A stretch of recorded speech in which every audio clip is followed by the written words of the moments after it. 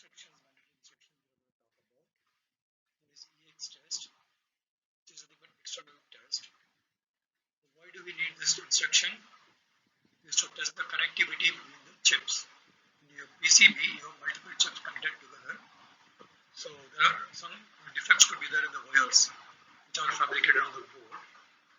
So to detect that, we have something called external test. So we'll see how does it work. Right. So this is basically a first chip is outputting a signal. This is chip number 2, where the signal from the board is going as an input to the second chip, and this is a wire under test. If we have designed under test, this is wire under test. Right. So first you have to scan the input. This is an on-chip system logic. This is part of the internal logic to the chip.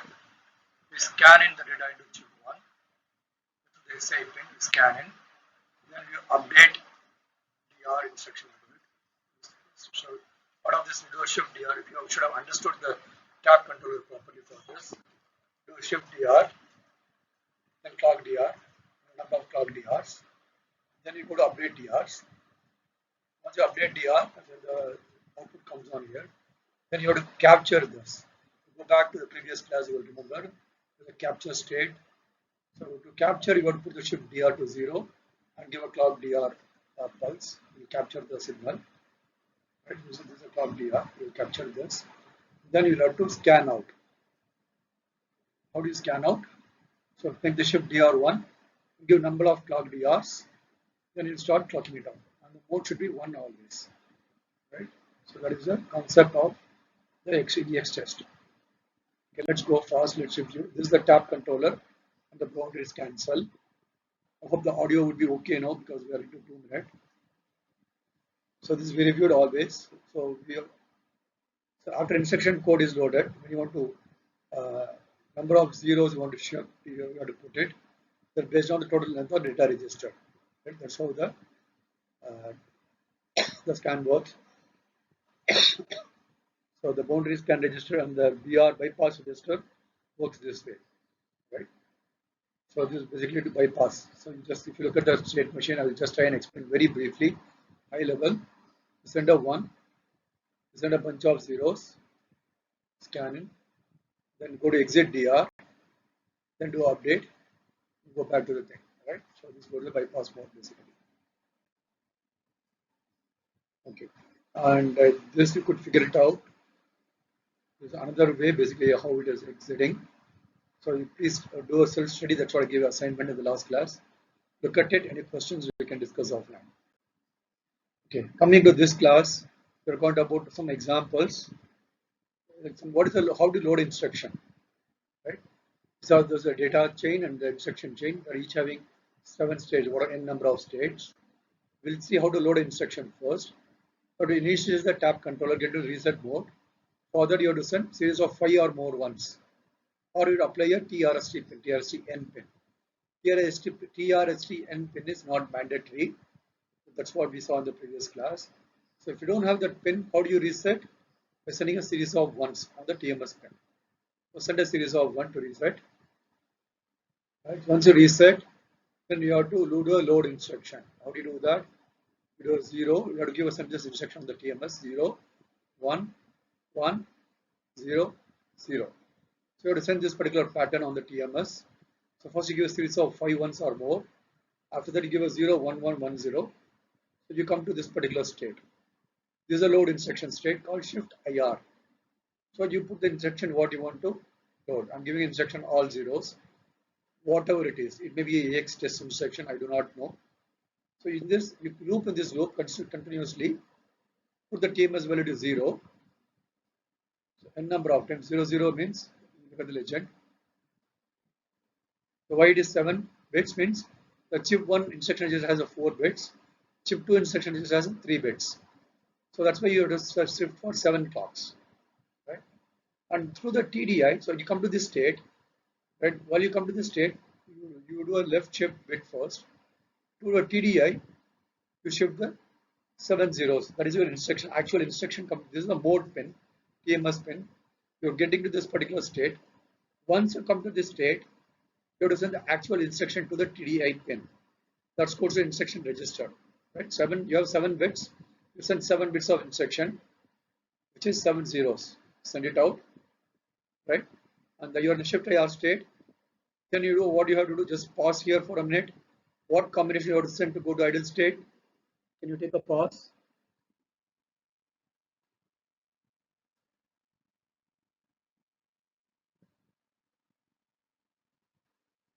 Okay. So you have to set a pattern 110 110. Go back to idle state.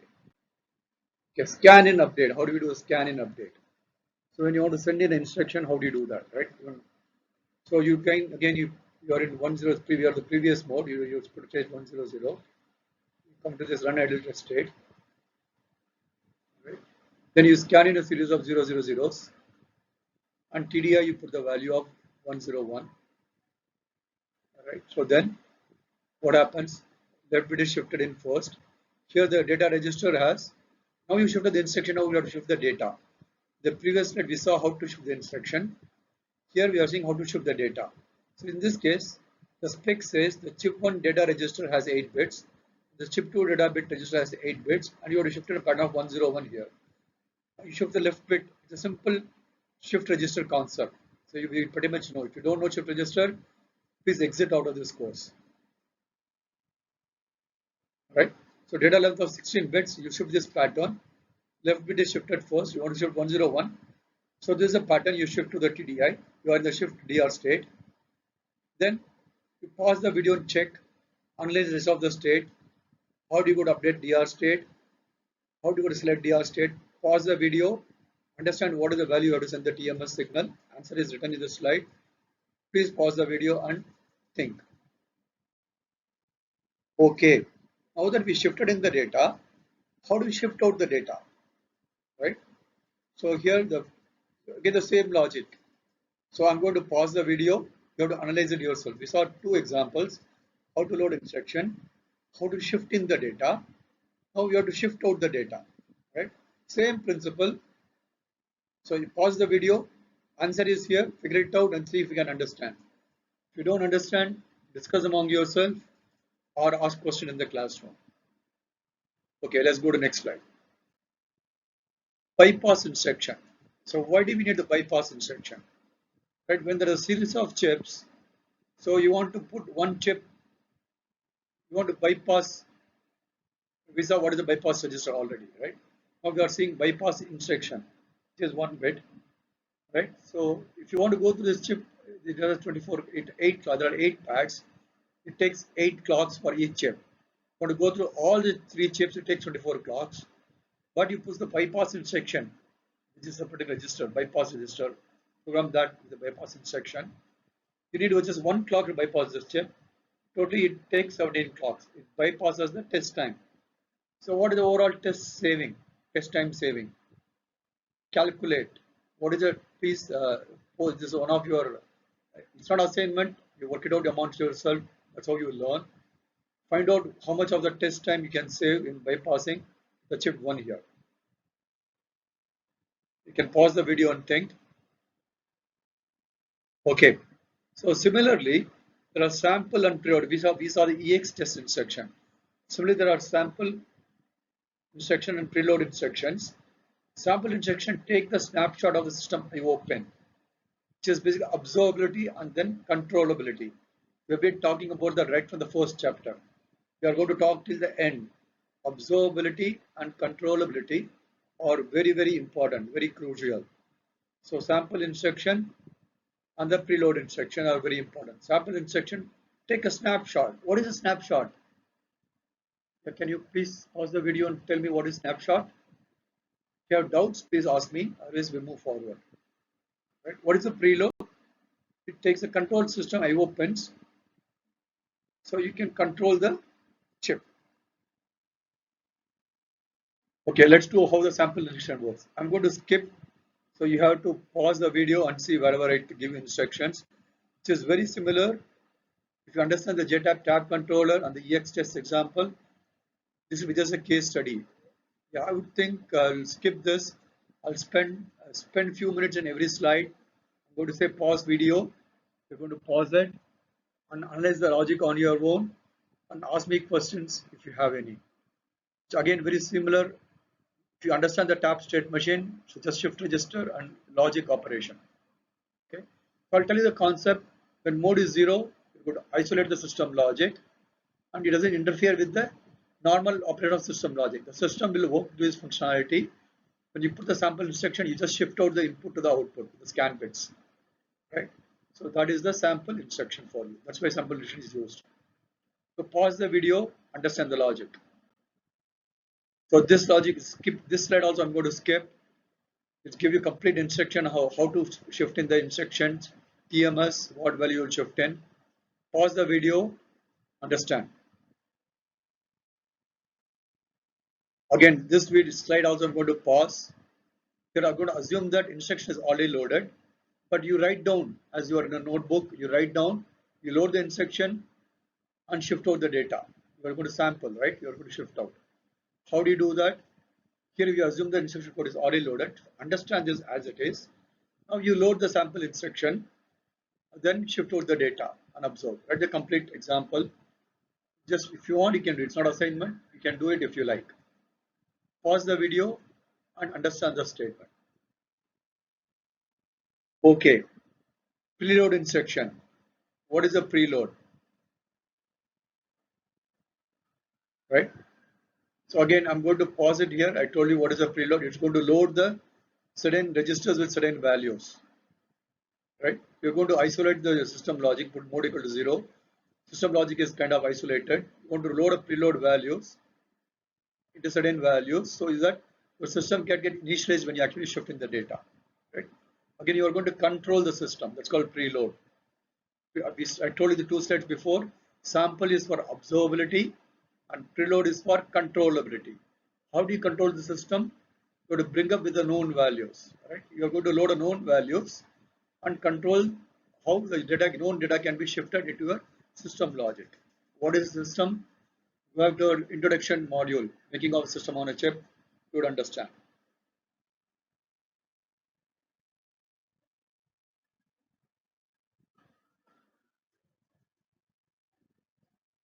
Okay, so this is also self-study. Please pause the video and understand how it works. Any questions, please do ask. Okay, so this is your own example. You have to fill the blanks. Assume the instruction code is already loaded for the preload. Then, as same example, the previous example as a sample instruction, figure it out what is the TDI and TDO will come. Right, write down. After that, you modify this table to shift in the instruction code also. Then you figure it out. Okay. So answer is here.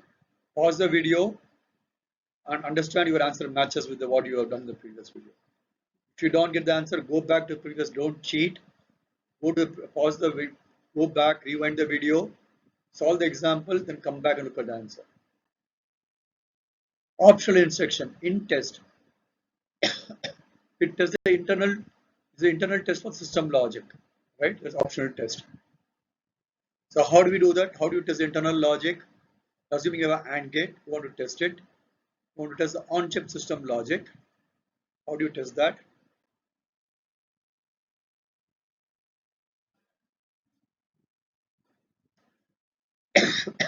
So scan in, update the input boundary scan register BSR, capture the output, and scan out. Right, same logic. You have to understand the tabs controller very well. You will be able to follow. We already saw 3 instructions. This is the 4th instruction example you are saying. So if you understand the tab controller, all the 3 instructions, this will be a cakewalk for you. If you don't understand, go back and start understanding the tab controller. This is a self-study. Okay, so this is also self-study. You're comparing this with the EX test. What happens? It's for introspection. You visualize it and look at it. Okay, again in test, after this instruction is loaded, how this works is more details for you to analyze, visualize, pause the video and understand. Here also pause the video, understand the logic, how the state machine works. Okay, So now we want to test the AND gate by putting 1-0 pattern. Fill in the blanks. Assume that instruction code for the int test is already loaded. Fill up the table. Pause the video. Okay. Now you load the instruction for the int test. Then fill up the table. Pause the video. We'll have the answer for the first case next slide. You verify that your answer is correct. Pause the video. Okay, here is the answer. Please check your answer is correct or not. Okay, so we are kind of completing the boundary scan chapter. We studied what is IEEE 1149.1. That's a self-study. So boundary scan standard or a JTAG. Why do we need boundary scan? There are three use cases: board level test, interconnect test, and system logic test. We saw what is instruction, how do we put in the board. We saw examples for all the three. What are the various components of JTAG components? We have a tap controller. We have tap access port, 4 pins, mandatory pins, 1 optional pin. There's a tap controller, there are registers, and instruction decoder. We have seen all these things. And we saw what is data register, what is bypass register, what is boundary scan register. We saw what is the boundary scan cell, what does it contain, how many controls, how many clocks, what are the operations. We saw instruction register and instruction decoder. And last slide, we saw what are the instructions: EX test, bypass, sample, payload are optional instructions. In test is one optional instruction we saw. Now, if you have time and interest, you can define your own instructions. Define user defined instructions are there in the spec. You look at it. Define your own application. If you understand the concepts very well, you do that. I'll give you additional points for that, right? So please write down. I'll give you additional marks, part of your assignment. If you make any mistakes, I'll compensate for it. Don't ask me what you will get it. If you do it, you can define additional instruction and do that. Yeah, I'll give you a gift, or a reward in terms of marks, in terms of money, in terms of recognition, whatever, right? Which you and we will discuss. If you can define what is it, is a blank check, right? Come define a new user-defined instruction, right, and do that yourself. And you have to write a RTL code, you have to verify and everything, all right? So then you have to prove that it works. Then you will get a reward from my side. What is it? Maybe monetary reward. It could be anything. You and me will sit and discuss. It's only for one person who comes first. Don't copy. So don't copy. Don't. It's individual assignment. It's not assignment again. Voluntary assignment. Right? Nothing is forced in this class. Okay, guys. See you. We are ending the chapter 2 on JTAG. See you in the next chapter. We gave a lot of pauses. So it's worth 50 minutes of the class. We are just taking 18 to 19 minutes in this class. So you have to rewind, understand the concepts, and plan properly.